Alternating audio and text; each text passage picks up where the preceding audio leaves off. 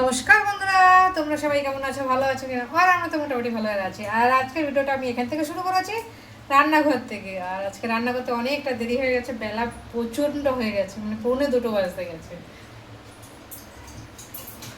কিন্তু একটা কথা কি, সব কাজ হয়ে গেছে আমার, ওইটাই শুধু এখন রান্নাটা করবো ফটাফট, বাস আর কিছু না। আর রান্নার জন্য সব কিছু রেডি করে রেখেছি, ফটাফট রান্না করবো। ভাতটা বসিয়ে দিয়েছিলাম চান করে, এই যে এখানে ভাত বসিয়ে দিয়েছিলাম। আর এখন শুধু বেশি কিছু তো রান্না করবো না, ওই জন্য আর ঝামেলা নেই। আর সবজি টবজি সব কেটে রেখেছি, সেটাও কোনো টেনশন নেই অতটা। দেখা যাক এখন রান্নাটা কত তাড়াতাড়ি করতে পারি, বাস। সব হয়ে গেছে, পুজো টুজো হয়ে গেছে, চান দান পুজো, তারপরে তো পায়খানা টায়খানা পরিষ্কার করা, মানে বাথরুম পরিষ্কার করা গিয়েছিলো, ওর জন্য আরও বেশি লেট হয়ে গেছে। তোমরা সব পরিষ্কার করে সব কিছু করে তারপরে এসেছি এখন রান্না করতে। মানে বলতে পারো আমার লাস্ট কাজ হলো এখন শুধু রান্নাটা, ব্যাস আর কিছু না। আর বাকি সব বাদ বাকি সব কাজ হয়ে গেছে। উফ, টেনশন হচ্ছে এখন, তাড়াতাড়ি হয়ে গেলে ভালো। দেখা যাক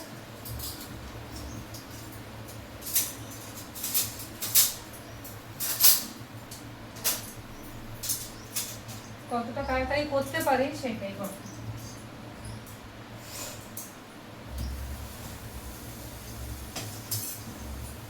আর আজকে বন্ধুরা আরেকটা জিনিস আমার কাজ, আজকে আমি বাবাকে না উঠাবো না। প্রতিদিন বাবাকে না উঠাই, ডাক দিয়ে উঠিয়ে চান করাতে হয়, নাহলে চান করতে যেতে চায় না। হ্যাঁ, আজকে উঠাবো না, দেখি কখন উঠে। ভাতের ফেনা এসে গেছে, ঠাকুর ইচ্ছা,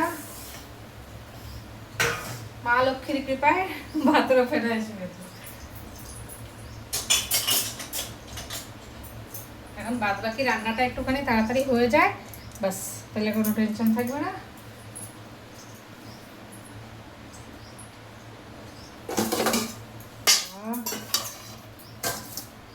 মানে বাথরুম নোংরা হলে না আমার মানে ভালো লাগে না। সবকিছু যেমন তেমন, পায়খানা বাথরুম নোংরা হলে মাথা খারাপ হয়ে যায়। যতই যাই করি না কেন আমার সেই ওই দিকেরই মাথাটা থাকে।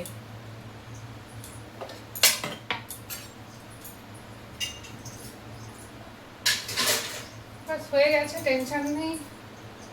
এখন রান্নাটা ফটাফট হয়ে গেলে 2 তরকারি ভাত রান্না হবে, তো ওর জন্য আরো বেশি না। মাছের ঝোল করবো, উচ্ছে ভাজবো, মাছ ভাজবো, বাস। তো যতটা লাগে হয়ে যাবে তাড়াতাড়ি, টেনশন নেই।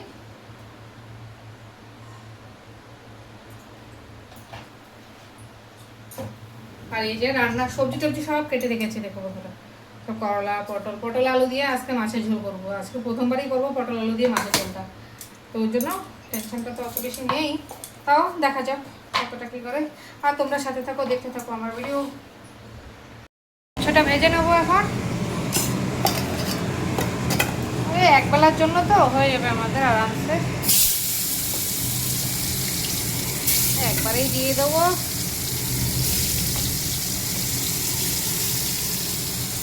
আর এখানে এরকমভাবে বলবো ভাতের ফেনা এসে গেছে।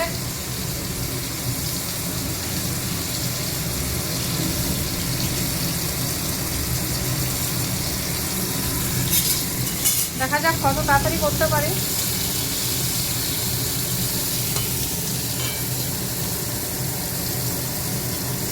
আর একটু দই কারি করবো ছেলের জন্য।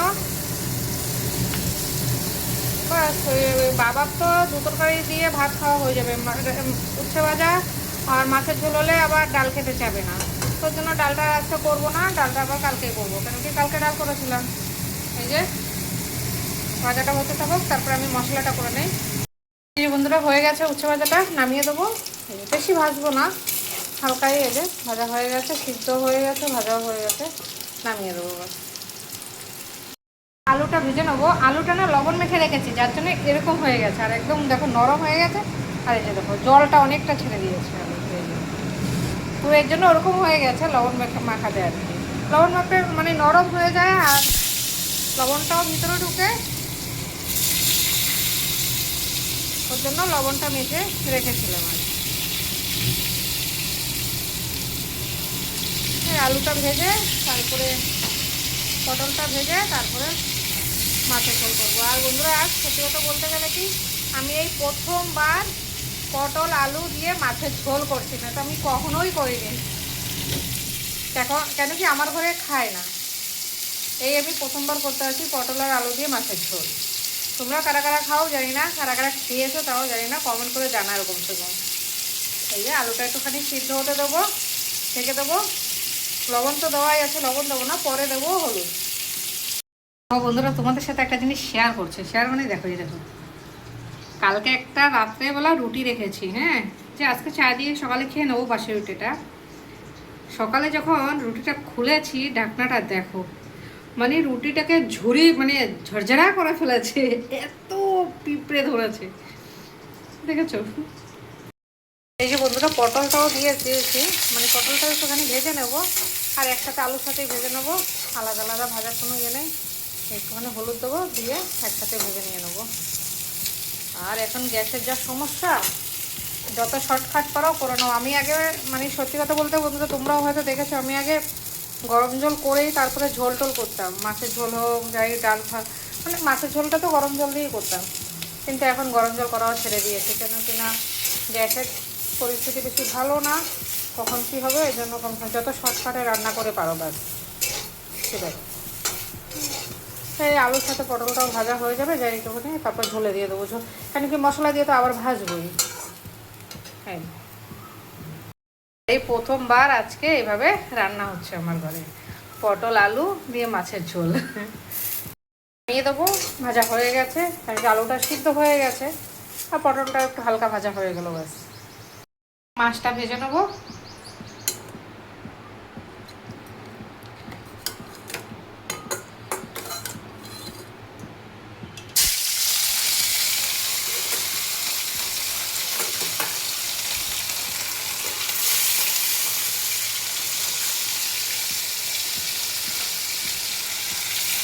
বাস তা হয়েই গেছে, ভাত হয়ে গেছে, উচ্ছে ভাজি হয়ে গেছে, আলু ভাজা হয়ে গেছে, এখন শুধু মাছের ঝোলটা হলে ফটাফট হয়ে যাবে। আর রান্না জোগাড় থাকলে রান্না করতে বেশিক্ষণ না, এইটা আবার আলাদা ভাজবো, একসাথে হবে না, এই তিনটে ভেজে নিই।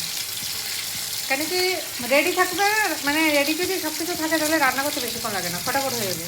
তো হয়ে যাবে আমার রান্না, এই তো হয়েই গেছে প্রায়। এখন মাছ ভেজে ঝোলটা দেবো, ব্যাস রান্না শেষ।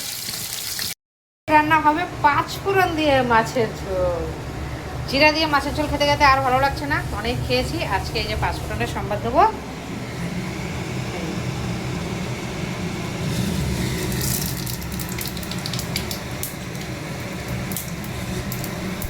একদম জিরা দিয়ে খেতে খেতে মানে ফেটা হয়ে গেছে, অনেক দিন খেয়েছি জিরা দিয়ে।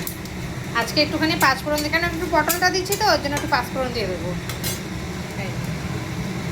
আজকে জানি না আমার ছেলেও কী বলবে ভগবানই জানে, এই প্রথমবার 5 ফোড়ন দিয়ে মাছের ঝোল করছি, আর এই প্রথমবারই 5 ফোড়ন দিয়ে মাছের ঝোলটা খাবে, জানি না, দেখি কি বলে খাওয়ার পরে। চলো তোমরা সাথে থাকো, দেখতে থাকো। এই যে মশলাটা করা হয়ে গেছে, মশলাটা ঢেলে দেবো এখন, একদম জল টল মিশিয়ে সব কিছু করে রেখে দিয়েছি।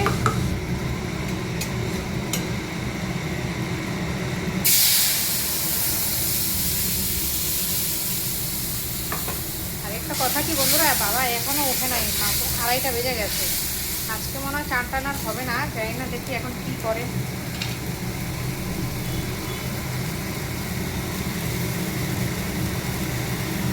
দিলাম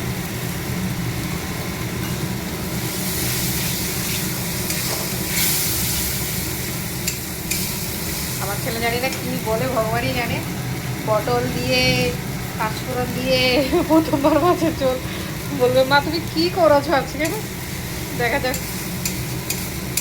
এই মশলাটা একটু কষিয়ে নেই। এই যে মাছের, এই যে মশলা দেখো তেলটা উঠে গেছে, এবার পটল আর আলুটা দিয়ে দেবো, দিয়ে আর একটুখানি ভেজে নেবো।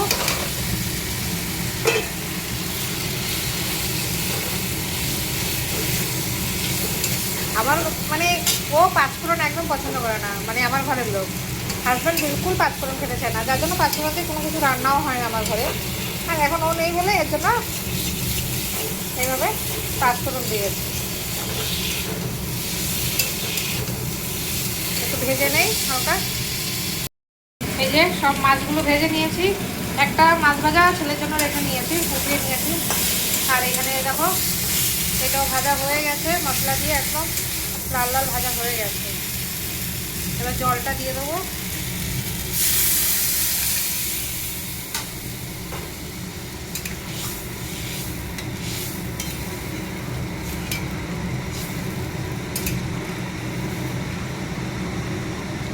মাছটাও দিয়ে দেবো। এই যে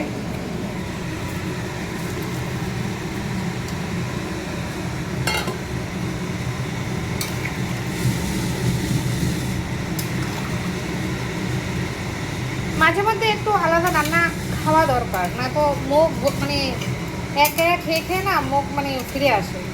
তো আলাদা মানে অন্য কিছু ট্রাই করা দরকার। ওই জন্য আমি আজকে আলাদা কিছু ট্রাই করেছি। এই যে মাছের ঝোলটা কালারটা কীরকম এসছে তোমরা জানাবে কমেন্ট করে।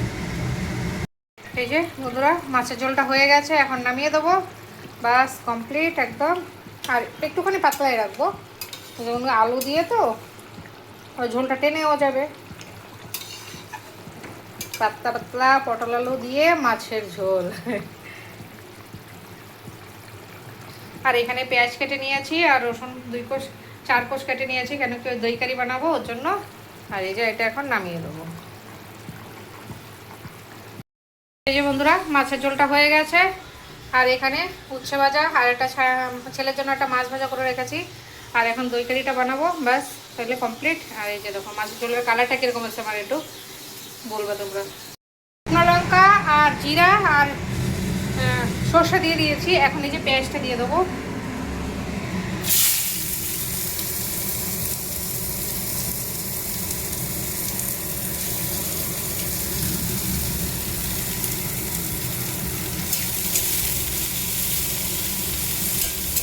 পেঁয়াজটাকে ভালো করে ভেজে নেবো লাল লাল করে, একটু টাইম লাগবে এটা। এই যে বন্ধুরা পেঁয়াজটা দেখো এখানে ভাজা হয়ে গেছে, একদম লাল লাল করে ভাজাই হয়েছে। এবার এখানে একটু রসুন আর কারি পাতাটা দিয়ে দেবো।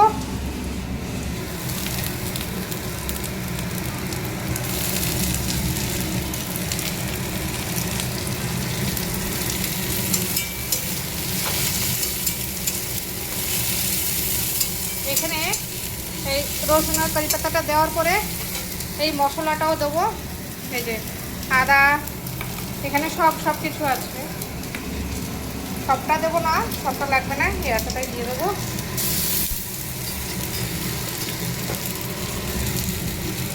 এবার এটা দিয়ে ভালো করে ভেজে নেবো।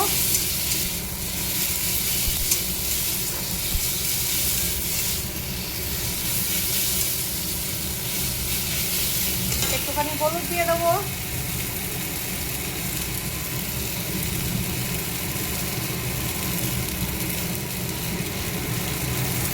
আর লবণও দিয়ে দেবো। এই যে একটু লবণ দিয়ে দেবো, লবণটা বেশি লাগবে কেন কি একটু টক তো। এবার এইখানে একটুখানি জল দেবো, জল দিয়ে ভালো করে মশলাটাকে ভেজে নেবো, কেন কি না এরপরে তো আর মশলা সিদ্ধ হবে না,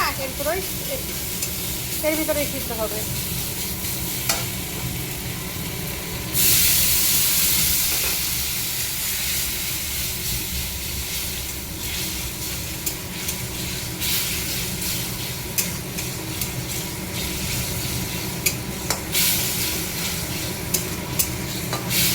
এই যে এই মশলাটা এখানে ভালো করে সিদ্ধ হয়ে যাবে, তারপরে দইটা দিয়ে দেবো। এই যে এখানে একটু লঙ্কা পাউডার দিয়ে দিয়েছি, এটাকে ভালো করে ভেজে নেবো। যেটুকুনি জল দিয়েছি জলের ভিতরে মশলাটা প্রায় সিদ্ধ হয়েই যাবে।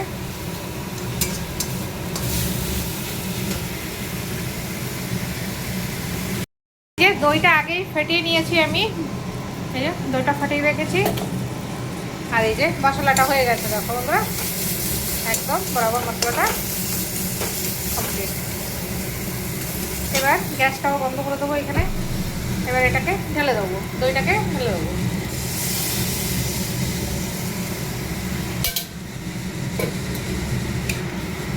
এবার ভালো করে নাড়াবো, নাড়িয়ে মশলাটাকে পুরো ওর সাথে মিক্স করে দেবো।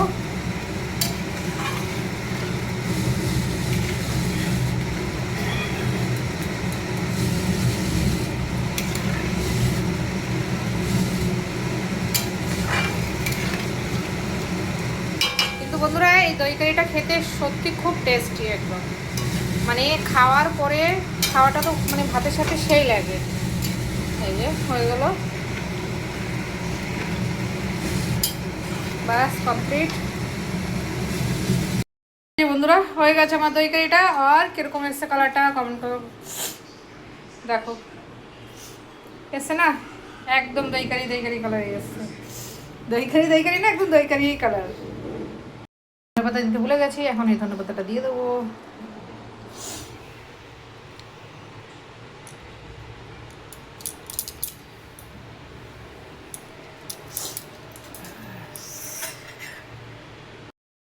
খাওয়া দাওয়া কমপ্লিট, সব কাজ হয়ে গেছে।